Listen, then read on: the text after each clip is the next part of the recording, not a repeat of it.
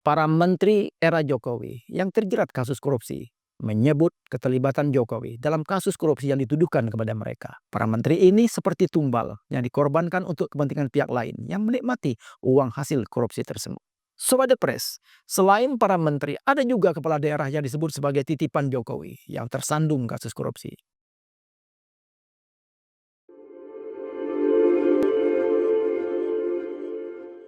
Assalamualaikum warahmatullahi wabarakatuh. Sobat The Press, kembali bersama saya Suhandi Hasan dalam ngobrol politik Indonesia The Press.id agar saya, Anda dan kita semua paham tentang politik. Sobat The Press, para menteri era Jokowi yang terjerat kasus korupsi menyebut keterlibatan Jokowi dalam kasus korupsi yang dituduhkan kepada mereka. Para menteri ini mengaku dikorbankan karena merasa tidak menerima atau menikmati uang hasil korupsi yang dituduhkan kepada mereka. Para menteri ini seperti tumbal yang dikorbankan untuk kepentingan pihak lain yang menikmati uang hasil korupsi tersebut. Dua menteri era Jokowi yang saat ini sedang menjalani proses hukum dugaan tindak pidana korupsi adalah Nadiem Makarim dan Yakut Khalil Qomas. Nadiem adalah ex-Mendikbudristek yang disebut telah merugikan negara senilai 2,1 triliun rupiah dalam kasus pengadaan laptop berbasis Chromebook di lingkungan Kemendikbudristek tahun anggaran 2019-2022. Nadiem didakwa memperkaya diri sendiri senilai 809 miliar rupiah yang disebut berasal dari investasi Google ke Gojek atau PT Akap, aplikasi karya anak bangsa. Nadiem didakwa menyalahgunakan kewenangannya sehingga membuat Google menjadi satu-satunya penguasa pengadaan teknologi informasi dan komunikasi di ekosistem teknologi di Indonesia. Namun Nadiem membantah telah menerima uang tersebut. Pihak Google sudah membuka suara dan nanti akan terbukti juga mengenai 809 miliar rupiah yang tidak sama sekali diterima saya. Dan itu adalah kekeliruan investigasi, ujar Nadiem usai sidang di Pengadilan Tipikor, Pengadilan Negeri Jakarta Pusat Senin 12 Januari 2026. Nadiem menyatakan apa yang dilakukannya itu adalah tugas atau perintah dari Presiden Joko Widodo selaku atasannya ketika itu. Pak Jokowi memberi saya tugas yang berat dan penting untuk secepatnya melaksanakan digitalisasi di dunia pendidikan agar anak Indonesia tidak ketinggalan dalam era digital, kata Nadiem dalam sidang di Pengadilan Tipikor, Pengadilan Negeri Jakarta Pusat Senin 5 Januari 2026. Sama seperti Nadiem, Yakut Khalil Qomas, mantan Menteri Agama yang disangka melakukan tindak korupsi kuota haji, juga menegaskan dirinya harus menjalankan perintah Presiden terkait masalah teknis dari 20.000 kuota haji yang diberikan pemerintah Arab Saudi. Yakut menjelaskan dirinya tidak dilibatkan dalam negosiasi penambahan kuota haji tersebut. Yang kita dapat tambahan itu di ujung proses sudah mepet, sudah mendekati berakhirnya proses persiapan teknis lah. Itu di bulan Oktober 2023.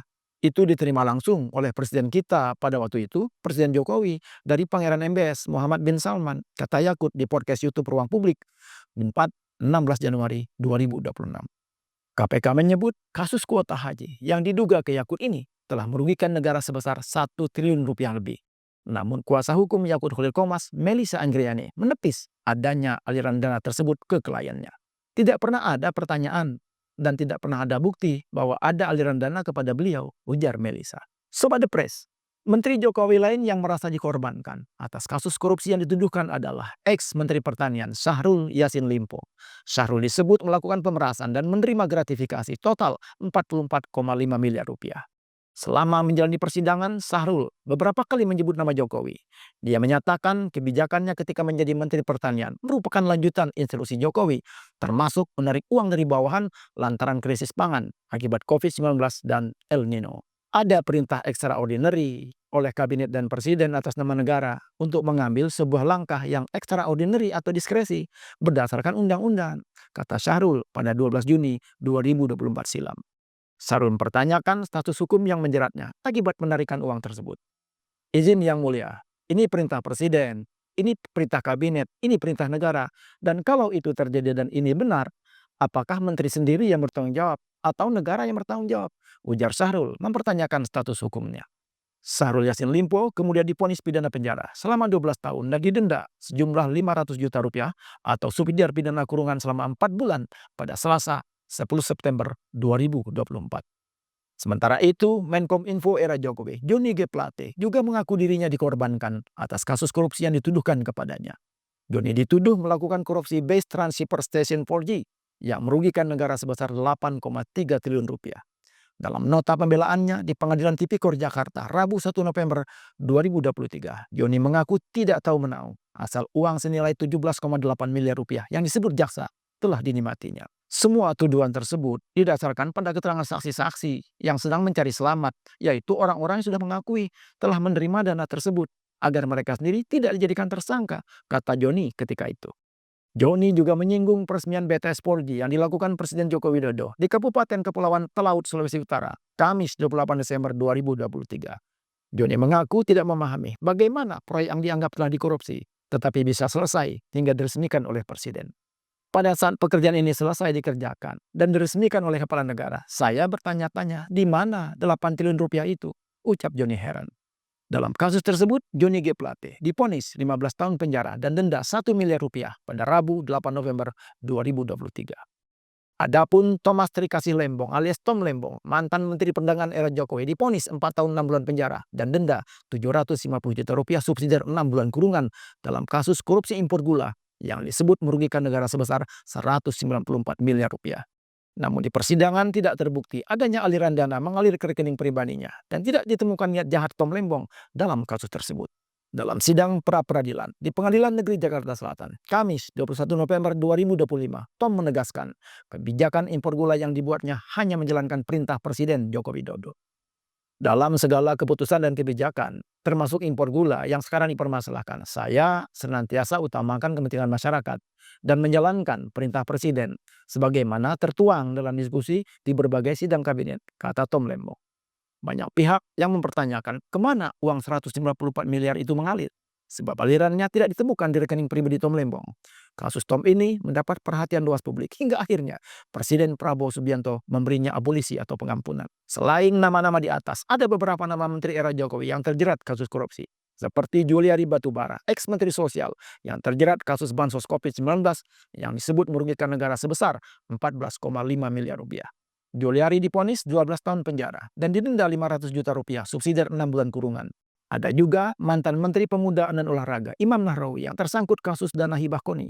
Imam divonis 7 tahun penjara karena disebut menerima suap senilai 11,5 miliar rupiah terkait pengurusan proposal dana hibah KONI.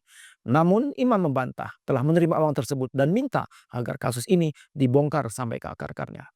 Kami memohon izin Yang Mulia untuk melanjutkan pengusutan aliran dana 11 miliar dari KONI kepada pihak-pihak yang nyatanya tertera di BAP yang tidak diungkap dalam forum Yang Mulia ini, ujar Imam dalam sidang virtual YouTube KPK Senin 29 Juni 2020.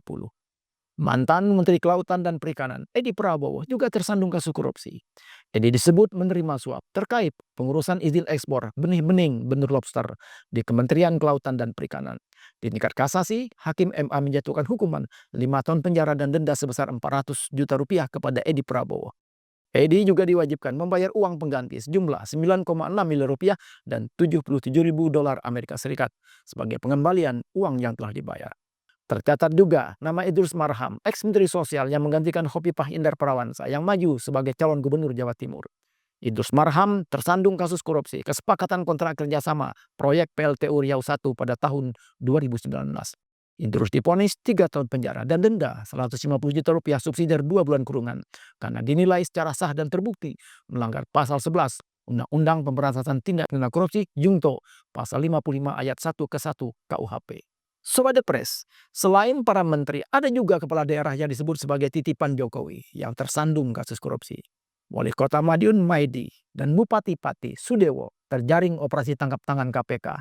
Maidi ditangkap berkaitan dengan kasus dugaan fee proyek dan dana corporate social responsibility atau CSR di Kota Madiun. Sementara Sudewo ditangkap terkait dugaan korupsi berupa pemerasan dan pengisian jabatan perangkat desa di lingkungan Kabupaten Pati. Maidi dan Sudewo adalah 2 kepala daerah yang sempat menemui Jokowi menjelang pilkada. Jokowi pun ketika itu menyebut menitip agar mereka menjaga daerah masing-masing. Keduanya ditangkap di hari yang sama Senin 19 Januari 2026. Usai diperiksa di Gedung Merah Putih KPK, Sudewo menyebut dirinya menjadi korban. Saya menganggap saya ini dikorbankan. Saya betul-betul tidak mengetahui sama sekali, kata Sudewo di Gedung Merah Putih KPK Selasa malam 20 Januari 2026. Sama seperti para menteri, pejabat daerah yang titip jabatan oleh Jokowi pada akhirnya merasa dikorbankan. Dan kalau itu benar, maka mereka yang sedang menjabat karena jasa atau dukungan Jokowi juga ada kemungkinan menjadi tumbal atau korban. Wallahu alam. Bisa jadi juga bila kasus ijazah palsu Jokowi terbongkar, maka daftar tumbal itu akan lebih bertambah panjang lagi. Semoga bermanfaat dan menambah wawasan. Sampai jumpa. Assalamualaikum warahmatullahi wabarakatuh.